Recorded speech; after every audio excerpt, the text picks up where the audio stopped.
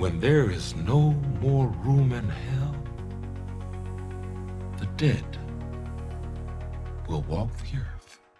Zombies were already a staple of horror by the time Dawn of the Dead hit theaters. But Zack Snyder's remake didn't just shamble onto the scene, it sprinted. Fast, aggressive, and unrelenting, it took George Romero's 1978 classic and reimagined it for a new era.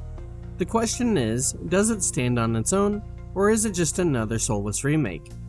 In this video we'll break down Dawn of the Dead from 2004, exploring what makes it work, how it reinterprets the zombie genre, and why it remains one of the strongest horror remakes to date. While we'll touch on the original for context, this isn't just a comparison piece, it's about how Snyder's version stands on its own. Before we discuss the remake, let's talk about where Dawn of the Dead comes from. The modern zombie as we know it started with Night of the Living Dead from 1968. George Romero's low-budget horror film revolutionized the genre when it came out. Even today it holds up thanks to its bleak atmosphere, grounded performances, and social commentary, especially its racial themes and Cold War paranoia. But Night was just the beginning. Romero followed it up with Dawn of the Dead in 1978, expanding the scope and raising the stakes. The opening feels like a tense disaster movie, showing society collapsing in real time, but then the tone shifts. Once the survivors settle into the mall, Dawn transforms into a strangely cozy hangout film, mixing horror with consumerist satire. This blend of intensity and downtime made Dawn influential, inspiring later zombie films like 28 Days Later, which also balanced moments of chaos with eerie stillness. Fast forward to the early 2000s, and Zack Snyder, at the time best known for music videos and commercials, was given the challenge of remaking Dawn of the Dead. While he kept the core idea of survivors trapped in a mall, Snyder and screenwriter James Gunn took a different approach. Their version cranked up the intensity, traded the slow-moving ghouls for sprinting nightmares, and focused less on satire and more on visceral tension. The result? One of the most kinetic, high-energy zombie films ever made. From the very first scene, Dawn of the Dead establishes itself as something different. The shaky handheld camera work, washed-out color grading, and frenetic editing give it a raw, almost documentary-like feel, intensifying the film's sense of chaos. Zack Snyder in his feature film debut wanted a grittier, more immersive aesthetic, leaning into a fast-paced action while keeping horror at the forefront. Snyder worked closely with cinematographer Matthew F. Leonetti to create the film's distinct look. The decision to shoot on Super 35 film instead of digital gave it a more grounded, textured feel. The use of high-speed shutter effects, most notably in the opening escape sequence, further heightened the intensity, making the zombie attacks feel disorienting and immediate.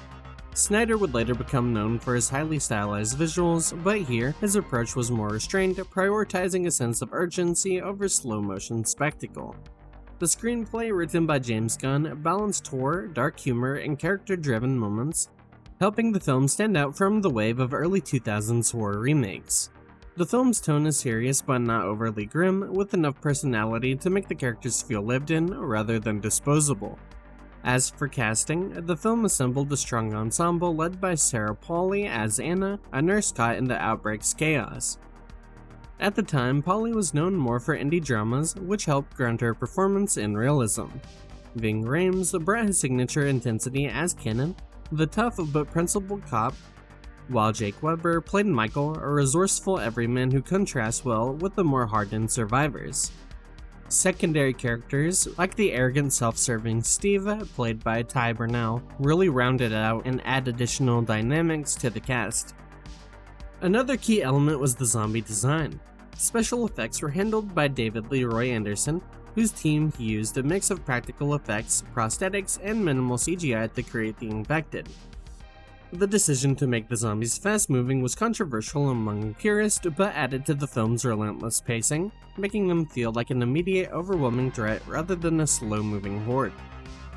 With its kinetic camera work, visceral action, and well-cast ensemble, Dawn of the Dead 2004 set itself apart from both its predecessor and other zombie films of the era. It's often considered one of the best horror remakes, praised for its intense action, fast-paced storytelling, and brutal zombies. While some fans of Romero's original preferred its slower, more satirical approach, the remake's energy and visceral horror won over many audiences and critics. Romero was the first director I truly appreciated, and as a longtime fan, the remake stands out as the best of the remakes in my opinion. Given the time difference between the original and this version, adopting a more contemporary style was a smart decision. The social commentary that Romero delivered in his original films couldn't be tackled in quite the same way in 2004, but it's clear that the core of the original was respected. The remake is very action-heavy, but it also showcases the range of human reactions to such an unimaginable crisis, with subtle moments that highlight the broader emotional spectrum. The film's blend of humor and horror, especially with its soundtrack, feels very much like James Gunn's influence, while Zack Snyder's signature tones and cinematography are evident throughout. Despite all the action, the film stands strong even on its own as a thrilling experience. However, if you're a fan of zombie cinema, I'd recommend watching the originals to see where it all began. For the rest of the review and video, there will be spoilers, so if you haven't seen it, go watch it and come back. The plot of Dawn of the Dead starts with a sudden and violent zombie outbreak, quickly turning the world into chaos. The film opens with the collapse of society, focusing on a group of survivors in a suburban mall who attempt to fend off the growing threat. This setting not only serves as a microcosm of societal breakdown, but also echoes the original 1978 film's critique of consumerism. However, in the remake, the focus shifts to a faster-paced survival horror, aligning more with the post-9/11 era of anxious, high-intensity filmmaking. Unlike Romero's original, which combined moments of horror with biting social commentary, the 2004 version leans into the action and tension of an apocalyptic scenario, with characters whose emotional depth is explored through their reactions to the crisis. The survivors are a mix of personality types, military personnel, a nurse, and ordinary civilians, creating a dynamic ensemble. While much of the film's narrative is centered around their survival efforts, the plot also highlights the emotional and psychological toll of being trapped in such a situation. The tension is heightened by Snyder's direction, which uses claustrophobic mall settings to ramp up the terror. Yet it also allows for the occasional moments of dark humor and levity, a nod to James Gunn's influence on the script. These moments serve to provide brief relief from the overwhelming tension, ensuring that the story doesn't fall into unrelenting despair. While the plot's focus remains on survival, Snyder weaves in subtle commentary on human isolation, loss, and the breakdown of societal structures, echoing some of the social critiques found in Romero's films, but through a modern lens.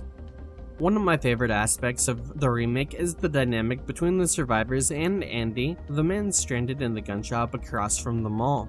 His interactions with the group add an interesting layer to the film. Andy, played by Bruce Bond, initially tries to stay connected with the survivors by communicating through gestures and signs, and eventually shooting. His attempts to maintain normalcy amidst the chaos of the zombie apocalypse become an interesting blend of humor and despair. At first, Andy's gestures and actions, like pretending to interact with the survivors, offer a bit of lightheartedness, but as the film progresses, it becomes clear that his isolation is taking a toll on him. His attempt to keep things upbeat feel more like a mask for his growing loneliness and hopelessness. The tragic end of Andy highlights the cruel reality of survival in this world. He remains largely isolated, never directly interacting with the survivors, which adds a sense of sadness to his character. His death serves as a powerful reminder of how brutal the zombie apocalypse is for those who don't have the luxury of companionship or direct interaction with others. If you were to make this film now, the average person probably relates more to Andy than they would anyone else. Given how isolated everyone has become since 2004 with the rise of things like social media, the internet, and how economically hopeless a lot of people are. One of my favorite subtle moments happens between an interaction with the cast at the mall and Andy. There's a rare instance of levity, with the survivors at the mall finally starting to come together, making a game out of shooting zombies, prompted by Kenneth's celebrity look-alike contest. The scene underscores the growing desensitization of the group. Everyone is becoming numb to the violence, with only Anna questioning the morality of what they're doing. In a chilling exchange, Steve casually tells Anna that if he ever becomes a zombie, she can kill him, to which she responds without hesitation in a positive manner. The look on Steve's face after this exchange speaks volumes about how mentally and emotionally detached everyone has become. It's a stark representation of how people, under the extreme pressures of this new world, can lose their empathy and humanity. Outside the narrative in the film, there are several cameos and references to earlier zombie films, especially those from George A. Romero's iconic works. Additionally, Tom Savini, famous for his work as a special effects artist and appearing in multiple of George Romero's films, makes a cameo as well. It had to be mentioned, but Zack Snyder's Army of the Dead 2021 has often been discussed as a spiritual successor to Dawn of the Dead, given the similar zombie genre setting. However, while Dawn of the Dead is praised for its tight pacing, fresh take on the genre, and balance of action and horror, Army of the Dead received a much more lukewarm reception. Many critics and audiences felt that Army of the Dead faltered in its convoluted plot, excessive length, and reliance on CGI over practical effects, which were a hallmark of the 2004 remake. Despite its visual spectacle, Army of the Dead failed to capture the same raw intensity and immersive atmosphere that Dawn of the Dead achieved. Snyder's later film is often seen as lacking the grounded horror elements and the tension that made Dawn such a standout in the zombie genre. I don't think that Army of the Dead is as bad as some people say. At the start, it's sort of hard to get invested in the film, but towards the end, it becomes an okay enough movie. Unfortunately, it just doesn't live up to the standard of the 2004 remake. I think it's easy for some people to dismiss this film with a snobbish attitude. Romero himself said that while the movie is a good action film, it sort of misses the point of the original because the commentary he made at the time was relevant to 1978 and not 2004. And that the film felt more like a video game and he doesn't find something like Space Invaders scary. I actually totally get his opinion and even respect it. It's not like he hated the film or anything like that. It's just that the original film served a purpose, and because the remake could not serve that purpose over 20 years later, he didn't see it the same way. Zack Snyder himself was aware of the sacrilege he was committing by having these more fast-paced zombies and stylization to the film, and the documentary behind making it, going as far as to say that, "I can't apologize for it because we had so much fun doing it, but at the same time I was aware that I was treading on some hallowed grounds, if you will. This movie is definitely a re-envisioning, it's not a remake, we didn't take George's script and shoot it again later." So I actually think they're both right, and I went as far as to echo Romero's original thoughts in the video without realizing it. However, I do agree that it feels like a video game, but I see nothing wrong with that. If there was a game that this movie would be, it would be Left 4 Dead 2. The moments you really think about in Left 4 Dead 2, of course there's a lot of action and having fun with your friends, but there's very subtle moments like in the campaign, you come across a bridge and there is a tagging of a girl who went to go find her dog and probably died on the way to go find the dog. A scene like that more or less happens here, but there's these really sad underappreciated moments or depressing realizations you have amidst all the action and all that.